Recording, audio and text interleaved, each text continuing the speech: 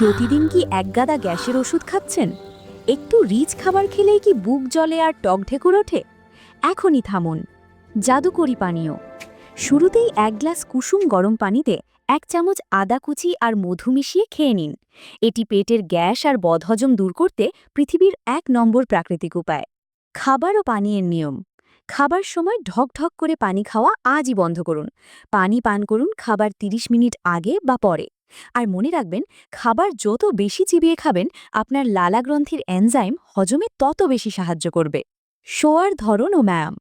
রাতে ঘুমানোর অন্তত 3 ঘন্টা আগে ডিনার শেষ করুন এবং খাটের মাথার দিকটা 10 থেকে 20 সেন্টিমিটার উঁচু রাখুন। আর হজম শক্তি কয়েক গুণ বাড়াতে খাওয়ার পর মাত্র 5 মিনিট বজ্রাসন করুন। এখনই এই অভ্যাসগুলো শুরু করুন। কমেন্টে জানান কোন টিপসটি আপনি আজই ট্রাই করবেন। ভিডিওটি ভালো লাগলে লাইক দিন, শেয়ার করুন আর সাবস্ক্রাইব করে বেল আইকনটি চেপে দিন।